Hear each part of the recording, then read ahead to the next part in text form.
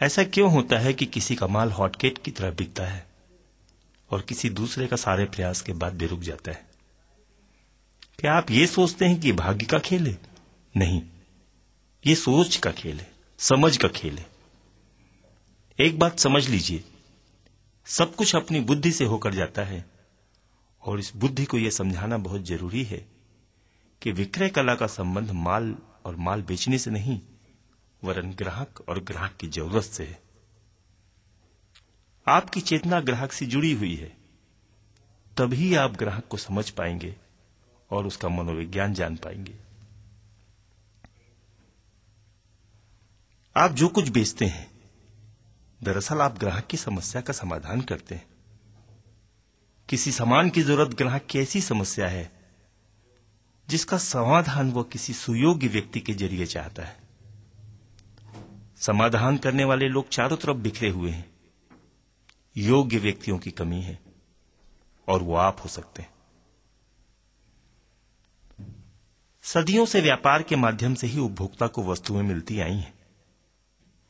समय के साथ साथ बाजार बदले, विक्रेता बदले और खरीदार भी, और सबसे अधिक बदला माल बेचने का तरीका। पहले माल बेचने वालों की मोनोपोली थी, अब खरीदार उनके ऊपर है। वही मालिक है, वही अन्नदाता है और वही हमारी सफलता का माध्यम है।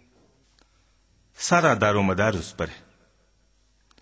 धीरूभाई अंबानी ने इसी सूत्र को समझा और अदन के बर्मा शेल पेट्रोल पंप में 300 रुपए की महीने की छोटी सी नौकरी को पेट्रोलियम के इतने बड़े साम्राज्य में बदल दिया। आज उनका घराना ऊंचे शिखर पर है। विक्रय कला विचारों को बेचने की कला है।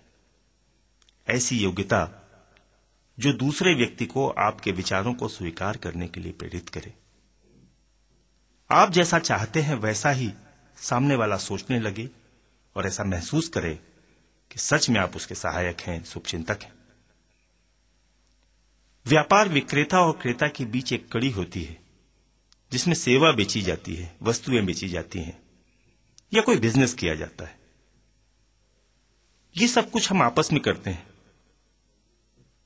हम दोनों रोल निभाते हैं, कभी क्रेता का तो कभी विक्रेता का। इसके लिए हमें सामाजिक और व्यावसायिक दक्षता की जरूरत होती है। इसे यत्नपूर्वक सीखा जा सकता है। जिसने सीखने और समझने की कोशिश की, उसे कुछ समय के अनुभवों के बाद इस कला का मर्म समझ में आने लगता है। अनेक लोगों से मिलना, अपने और अपने प्रोडक्ट के बारे में बताना, समझाना और उसे उकसाना निश्चित रूप से चुनौतीपूर्ण कार्य है। जिन्हें सफलता मिली है, उन लोगों के अंदर आग थी, धधकती चाहत थी और कुछ कर दिखाने की जिद थी। हर स्थित परिस्थिति में उन्होंने धैर्य नहीं खोया और उसमें लगे रहे। नित नए उपाय खोजते रहे, अपनी कमियों को दूर करते रहे, शैली को सुधारते रहे और ग्राहक की जरूरत का पता करते रहे। जो सफल हुए हैं, यदि उनसे आप पूछें कि माल बेचना क्या कठिन काम है, तो वो तपाक से उत्तर देंगे, इसमें रखा क्या है, एकदम आसान। लेकिन जिसका माल नहीं बिक पाता, वो उसे कठिन लगता है। जिसने इसके सूत्र समझ लिए, उसके लिए आसान, और जो ना समझ पाया वो अपना सर पीटता रह जाता है। आइए उन गुणों को जानें जो आपको सफल विक्रेता बनाएगा, ऐसा सेल्स पर्सन जिसका माल हाथों हाथ बिकता है। सबसे पहले खुद को तैयार करें। सेल्समैनशिप दरअसल शोमैनशिप है, राज कपूर और सुभाष घई की तरह। ग्राहक सब कुछ देखता है, आपका माल, ब्रीफकेस, शोरूम, स्टॉक, वैरायटी और साथ ही साथ आपका व्यवहार और बातचीत। फर्स्ट इंप्रेशन आप हैं, आपका तौर तरीका है, बाकी बातें बाद में आएंगी। आपका अपना प्रस्तुतिकरण आपके काम की शुरुआत होती है। कस्टमर से आपका आमना सामना किसी भी डील की सबसे महत्वपूर्ण घटना होती है। उसी समय दोनों एक दूसरे को आंखों ही आंखों में तौलते हैं और कितना कदम आगे बढ़ाना ये तय करते हैं। आत्मविश्वास से भरपूर आपकी आंखें मदद करती हैं और वहीं पर आपका घिघियाता चेहरा खरीदार को 2 कदम पीछे हटने के लिए मजबूर कर देता है। उसके बाद शुरू होता है वार्तालाप। कन्वर्सेशन की इफेक्टिवनेस पर ही सारा दारोमदार है। इसी बातचीत से प्रोडक्ट, उसकी क्वालिटी, कीमत, मात्रा, समय तथा अन्य मुद्दों पर विस्तार से बात होती है। इसी के आधार पर ग्राहक तय करता है कि उसे आपकी सेवाएं चाहिए या नहीं। बातचीत की शुरुआत किसी भी ओर से हो सकती है। वैसे सामान्यतः माइक ज्यादातर बेचने वाले के हाथों में ही होता है, क्योंकि उसे ज्यादा बात करनी पड़ती है। सफलता के लिए जरूरी है कि आपको बातचीत की कला आती हो और आप उसमें पारंगत हों, क्योंकि इसी बातचीत के सहारे आप सामने वाले को अपनी बातें समझाते हैं, शिक्षित करते हैं तथा अनुभव बांटते हैं। ये एक ऐसा शब्द चित्र बनाने जैसा है जिसे आप अपनी वाणी रूपी ब्रश से पेंट करते हैं। ये पेंटिंग कुछ ऐसी होती है कि छिपे हुए सभी तथ्य सामने आ जाते हैं और ग्राहक को सब कुछ साफ साफ नजर आने लगता है। जानकारी देने का आपका तरीका उसे अपना काल्पनिक चित्र तैयार करने में सहायता देता है, जो अंत में निर्णायक सिद्ध होता है।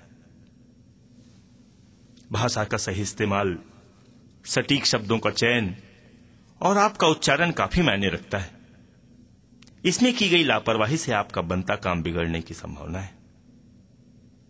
सावधानी से इस एरिया में सुधार लाइए। वैसे ये सब रातों रात नहीं होता,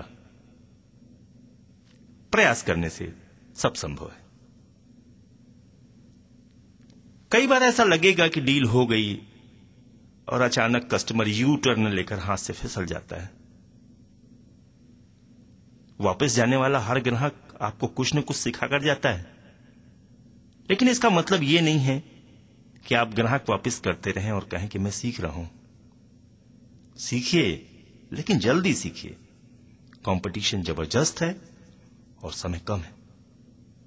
सफलता का स्वाद आखिर कब चखेंगे? अपनी बातचीत के द्वार सावधानी और चतुराई से खोलिए। आप कस्टमर से इस प्रकार कह सकते हैं, मुझे आपकी राय जानने में खुशी होगी। या ऐसा कह सकते हैं, इस बारे में आपका क्या सुझाव है? या फिर इस तरह से कहें, आपकी बात ठीक है, क्या एक बार इस ओर देखेंगे जो मैं बता रहा हूं? इस तरह के वाक्य बातचीत को जल्द ही सही रास्ते पर ले आते हैं। इन तरीकों को जानने के लिए आपके अनुभव आपके बहुत काम आएंगे। विक्रय कला की पुस्तकें, आर्टिकल्स, रिसर्च और ट्रेनिंग आपकी जानकारी में 4 चांद लगा देंगे। इनसे दोस्ती करें। सड़क के किनारे 3 व्यक्ति पत्थर तोड़ रहे थे। उनसे पूछा गया, क्या कर रहे हो? एक ने कहा, पत्थर तोड़ रहा हूं। दूसरे ने कहा, एक मूर्ति का चेहरा उकेर रहा हूं। तीसरे ने कहा, एक मंदिर बना रहा हूं। अब देखिए, तीनों व्यक्ति एक ही काम कर रहे हैं, लेकिन उनके उद्देश्यों में कितना अंतर है। आप पत्थर तोड़ने का नहीं, मंदिर बनाने का संकल्प लीजिए। विदेशों में 17 और भारत में 16 शानदार होटलों की श्रृंखला स्थापित करने वाले राय बहादुर MS ओबेरॉय ने कहा था, उद्देश्य केवल पैसा कमाना नहीं, बल्कि जरूरी था कुछ बड़ा सोचना, टू थिंक बिग। और उसे मैंने आगे बढ़ने दिया। फायदे अपने आप आते चले गए। 33 होटलों के इस मालिक ने अपनी सफलता की यात्रा शिमला के क्लार्क होटल में स्टोर कीपर के रूप में शुरू की थी। उसी होटल में उन्हें प्रमोशन मिला और अवसर मिलने पर ग्राहकों के मनोविज्ञान को समझा, नेगोशिएट करने की कला जानी, अपनी बातचीत से लोगों को प्रभावित किया और एक दिन 16,000 रुपए में उसी होटल को खरीद लिया और यहां तक पहुंच गए। बातचीत में प्रभाव पैदा करने के लिए विश्वास अर्जित करना अनिवार्य है। यदि दोनों के बीच संदेह की भावना है तो कोई परिणाम नहीं आएगा। एक बार भरोसा स्थापित हो गया तो फिर आगे की राह आसान हो जाती है। बातचीत में यह प्रयास किया जाता है कि कैसे सामने वाले व्यक्ति की आवश्यकताओं को पूरा किया जाए। बातचीत के दौरान उभरने वाले विचारों का उपयोग करके कमिटमेंट लिए जा सकते हैं या किए जा सकते हैं। बीच में यदि विरोधी तथ्य सामने आ जाते हैं तो उन्हें भी आपसी समझदारी के जरिए मैनेज किया जा सकता है। बातचीत की सफलता तब मानी जाती है जब सामने वाले पक्ष की उसकी चाहत को उसका रास्ता दिख जाए और आपको भी वो हासिल हो जाए जो आप चाहते हो। विन विन के सिद्धांत पर ही डील हुआ करती हैं और इस प्रकार दोनों विजयी भाव से परस्पर लाभ के लिए सहमत हो जाते हैं। अच्छा घुड़सवार किसी नए घोड़े पर एकदम सवार नहीं होता। घोड़े के बिदक जाने का खतरा रहता है। घोड़ा नाराज हो गया तो घुड़सवार जमीन चाटता नजर आएगा। इसीलिए वो सबसे पहले घोड़े के पुट्ठे पर बहुत धीरे धीरे उंगलियां फेरता है और घोड़े को इस बात का अवसर देता है कि दोस्ती बन जाए। फिर जरा ज्यादा सहलाता है, तब कहीं जाकर बात बनती है। किसी भी नए ग्राहक को डील करते समय यह बात याद रखनी चाहिए, उस पर तुरंत हावी होने की कोशिश न करें, वो बिदक सकता है। बेहतर है प्यार से समझाएं। वाटर प्यूरिफायर की एक मशहूर कंपनी के एक सेल्समैन ने मुझसे पूछा, क्या आप अपनी पत्नी और बच्चों से प्यार करते हैं? मैंने कहा हां, क्यों? तो उसने कहा, उनके लिए आप कीटाणु रहित शुद्ध जल की व्यवस्था क्यों नहीं करते? हमारा वाटर प्यूरिफायर आपके घर में तुरंत लगना चाहिए। परिवार के प्रति मेरे प्रेम की इस कसौटी का मेरे ऊपर उल्टा प्रभाव पड़ा। मुझे जरा बुरा लगा। मैंने उससे पूछा, तुम्हारे पापा तुमसे प्यार करते हैं? उसने कहा हां, क्यों? तो मेरा अगला सवाल था, तुम्हारे घर में प्यूरिफायर लगा है क्या? सेल्समैन सकपका गया। अब उसके पास बचने का कोई रास्ता न था। फिर भी उसने झूठ बोला, हां है। मैंने उसे घूर कर देखा और सेल्समैन उठकर चला गया। उस कंपनी ने अपने सेल्समैन को किसी ग्राहक पर एकदम हावी होने के लिए सावधान नहीं किया होगा, अन्यथा वो ऐसी गलती न करता। कोई भी ग्राहक आपका हावी होना पसंद नहीं करता। नीड क्रिएट करने की नई मार्केटिंग शैली में इन दिनों हावी होने की बहुत कोशिशें की जा रही हैं। बहुत से लोग संकोचवश मना नहीं कर पाते, जान पहचान या संबंधों के दबाव में आ जाते हैं और प्रोडक्ट बिक ही जाता है। लेकिन यह दबाव की दुकानदारी ज्यादा दिन नहीं चलती। इमोशनल ठगी का शिकार ग्राहक आपसे नफरत करने लगता है और जीवन में दोबारा अवसर न देने का पक्का इरादा कर लेता है।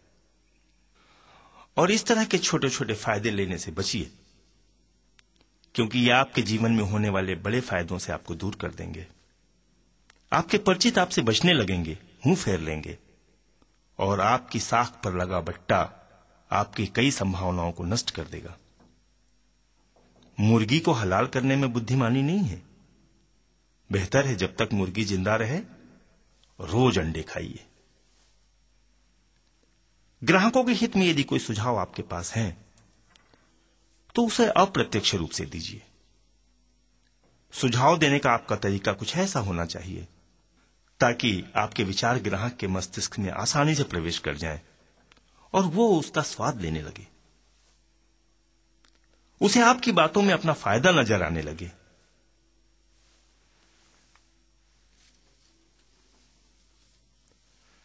किसी भी विक्रेता का तानाशाही रवैया कोई भी ग्राहक बर्दाश्त नहीं करता। माता पिता जिस तरह से बच्चों को अपनी जायदाद समझकर व्यवहार करते हैं, वैसा व्यवहार आपसे अपेक्षित नहीं है। ग्राहक को आप कभी यह न समझाएं कि उसे कैसा होना चाहिए या क्या करना चाहिए। हां, यदि कोई सुझाव आपके पास है तो उसे इस तरह देना चाहिए, मैं सोचता हूं, या फिर ऐसा कहें, मेरी राय में ऐसे तरीके बड़ी सावधानी से इस्तेमाल किए जाने चाहिए ताकि ग्राहक के स्वाभिमान को ठेस न पहुंचे। उसे यह न लगे कि आप उसकी गलती बता रहे हैं। आपकी बातों या व्यवहार से नाराज होने का कोई भी मौका उसको कभी न दें। कस्टमर्स ईगो का सदैव ध्यान रखें, उसे छेड़ना खतरनाक है। संभव हो तो उस पर गुलाब के फूल चढ़ाएं, आपको अच्छे परिणाम मिलेंगे। यदि ग्राहक आपकी बातों पर ध्यान न दे रहा हो तो तुरंत टाल जाए और कुछ ऐसी नई बातें शुरू कर दें जो उसके रुचि की हो। उसका इंटरेस्ट एरिया आते ही वो फिर आपसे जुड़ जाएगा और आप धीरे से फिर मूल मुद्दे पर आ जाइए। ग्राहक यदि डिफेंसिव होने की कोशिश कर रहा हो, आपसे बचना चाहता हो, तो उसे मौका दीजिए। घबराइए नहीं, आज की गई मेहनत कल रंग लाएगी। हड़बड़ी न करें। याद रखिए, ज्यादा उत्साह से शक पैदा होता है, सकारात्मक दावों से बहस बढ़ सकती है और जबरदस्ती से नाराजगी बढ़ती है और इसका परिणाम होता है खरीदी बंद। जब कस्टमर को आप अपनी बात समझाते हैं तो केवल वही जानते हैं जो आपने कहा, लेकिन उसने क्या सुना, क्या समझा, इसका केवल आप अनुमान लगा सकते हैं। सामान्यतः जो कुछ कहा जाता है उसका बहुत कम हिस्सा सुना जाता है और उससे भी कम हिस्सा समझा जाता है। इसलिए इस भ्रम में न रहें कि आपने सब बता दिया है तो ग्राहक समझ ही गया होगा। कई बार इसी गलतफहमी के कारण डील सक्सेसफुल नहीं होती।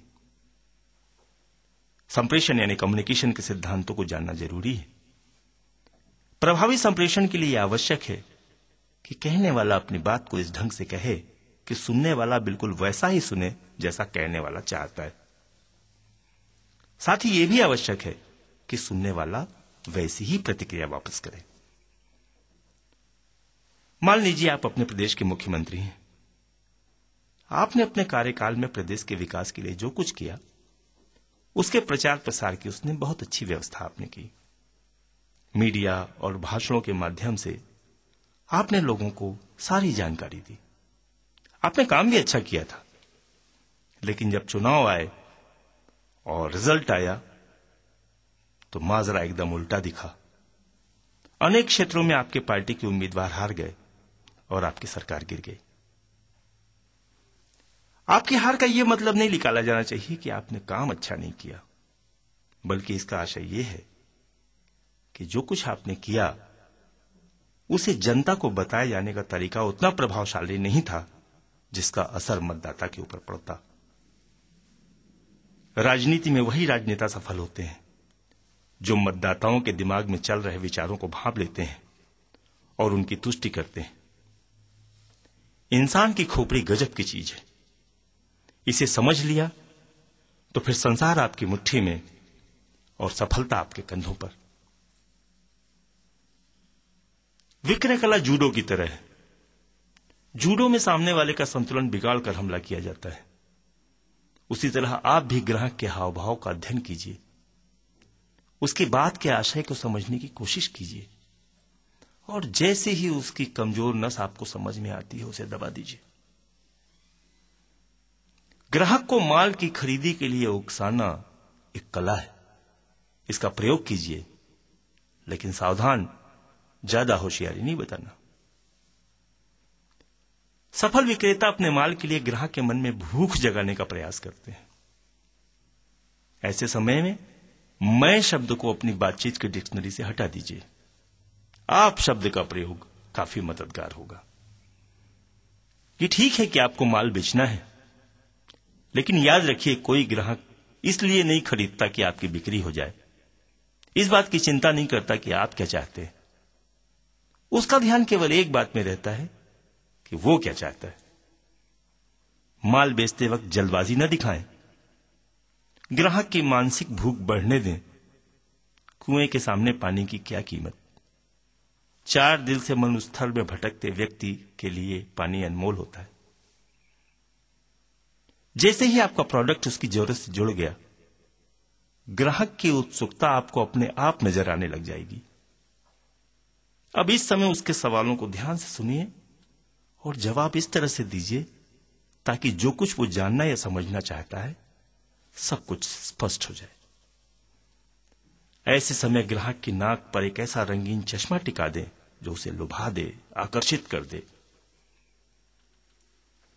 अब ग्राहक की चुप्पी को उसकी सहमति समझिए। आपने मैदान जीत लिया। अपना प्रोडक्ट बेचते समय दो बातों को ध्यान रखिए। देखने योग्य तथ्य यानी डिमॉन्स्ट्रेबल फैक्ट और आवश्यक सत्य यानी नेसेसरी ट्रुथ। ये दोनों बातें मार्केटिंग की जान है। यही ग्राहक के मन में खरीदने की उत्सुकता को बढ़ाते हैं और विश्वास की सीढ़ी भी तैयार करते हैं। तथ्यों का प्रदर्शन और उसकी सच्ची जानकारी ग्राहक को अपने आप आकर्षित करती है। ग्राहक को मूर्ख या अज्ञानी न समझें, वो आपसे अधिक जानकार हो सकता है। इसलिए बड़े बड़े दावे करने और उपदेश देने का उल्टा असर पड़ सकता है। यदि ग्राहक कोई आपत्ति प्रस्तुत करता है तो नाराज न हो, अपना संतुलन बनाए रखें। ऑब्जेक्शंस इस बात के संकेत हैं कि ग्राहक आपसे मानसिक रूप से जुड़ चुका है और वो चाहता है कि आपका माल अधिक बिके, अन्यथा वो आपके पास कहने के लिए आता ही नहीं। Take it easy. शिकायत करने वाले को सम्मान से बिठाएं, कुछ शिष्टाचार करें। एक प्रॉपर्टी डीलर का आदमी घबराया हुआ सा भागता हुआ अपने मालिक के पास आया और कहा, बड़ी मुश्किल हो गई। मालिक ने पूछा, क्या गड़बड़ हो गई? उसने कहा कि नई जमीन हमने जो बेची थी उसमें 10 फुट पानी भरा हुआ था। हमने उस आदमी को चकमा दिया था, जमीन दूसरी दिखाई थी। अब ग्राहक को पक्का पता लग गया है कि उसकी जमीन पानी में डूबी हुई है। वो बहुत गुस्से में है, यहीं चला आ रहा है, अपने पैसे वापस मांगता है। मालिक ने कहा, तू चिंता मत कर रे, तू अभी सिक्खड़ है, आने दो उसको मेरे पास। खरीदार वास्तव में बहुत नाराज था। मालिक ने उसे आदर सहित बैठाया, उसकी बात सुनी, चाय पिलाई, पान सिगरेट स्वागत सत्कार किया और वो खरीदार थोड़ी देर में खुशी खुशी एक मोटर बोट खरीद के ले गया। विक्रेता ऐसे सारे प्रयास करते हैं कि उनका माल बिके, अधिक से अधिक ग्राहक बने और वो अपने ग्रुप में टॉप पोजीशन एंजॉय करे। ग्राहक दोबारा आए, बार बार आए और साथ में भरपूर मुनाफा भी लाए। दुकानों में बिक्री करने वाले विक्रेता विविधता लिए हुए होते हैं। महानगरों का व्यापार छोटे शहरों में चल रहे व्यापार से काफी अलग होता है। वहीं पर गांवों के परिवेश की दुकानदारी कुछ अनोखी ही होती है, क्योंकि तीनों स्तरों में ग्राहकों की संख्या में भारी अंतर है। जहां ग्राहक ज्यादा है वहां मुनाफे का प्रतिशत कम रहता है, लेकिन जहां ग्राहक कम है वहां तनिक ज्यादा। इसी तरह ग्राहकों की अधिकता वाली जगहों में विक्रेता का व्यवहार बहुत प्रोफेशनल रहता है, जबकि कम बिक्री वाले दुकानदार ग्राहकों से व्यक्तिगत संबंध बनाते हैं, बड़ी प्रेम से बातें करते हैं और उन्हें भरपूर समय भी देते हैं। वहीं पर ग्राहकों के घर, दुकान या ऑफिस जाकर व्यापार करने वाले सेल्समैनों की दुनिया कुछ और ही है। अपना घर द्वार परिवार छोड़कर दूर दूर भटकते ये सेल्समैन अपेक्षाकृत बड़ी चुनौतियों का सामना करते हैं। इनके ग्राहकों का टेम्परेचर हमेशा हाई रहता है। मिलने और बातचीत का समय मुश्किल से मिलता है। जो कहना है जल्दी कहो, ये स्थायी भाव उन्हें मिलता है। ऊपर से माल बेचने का दबाव और यहां ग्राहकों की बेरुखी, दोनों के बीच से कुशलतापूर्वक रास्ता निकालते हुए ये सेल्समैन अपना माल बेचते हैं। इनकी बुद्धिमानी, व्यवहार कुशलता और चतुराई सीखने लायक होती। व्यापार का स्वरूप बड़ा हो या छोटा, स्थानीय हो या बाहरी, आप वस्तुएं बेचते हो या सेवाएं, ग्राहकों को अपनी बोतल में उतारने के तरीके लगभग एक जैसे होते हैं। इन अनेक तरीकों में सबसे ऊपर दो बातें होती हैं। पहला, आपकी ईमानदारी और दूसरा, आपका व्यवहार। ईमानदारी और सद्व्यवहार की नींव पर खड़ी की गई मार्केटिंग स्ट्रेटेजी सदा ग्राहक भेजती है। वे सारे सेल्समैन जो ग्राहकों के मनोविज्ञान पर ध्यान देते हैं, उनकी पसंद नापसंद पर गौर करते हैं, उन्हें अपना प्रोडक्ट बेचने में बहुत तकलीफ नहीं होती। ग्राहकों की जरूरत को फोकस करने वालों की कोई कमी नहीं। टीवी के माध्यम से मनोरंजन परोसने के लिए सुभाष चंद्रा सबसे पहले इस बाजार में कूदे। जी नेटवर्क ने मनोरंजन का नया इतिहास रच दिया। भारत में टेलीविजन सेट्स की मांग पूरी करने के लिए घर घर घुसकर अपना प्रोडक्ट बेचने वाले वीडियोकॉन के वेणुगोपाल धूत, बीपीएल के टीपीजी नंबियार और ओनिडा के मीर चंदानी आज भारत के शीर्ष विक्रेताओं में से हैं। रेनबेक्सी के सरदार मोहन सिंह ने दवाइयों की क्वालिटी और इफेक्टिव मार्केटिंग स्ट्रेटजीज के जरिए मेडिसिन एम्पायर में तहलका मचा दिया।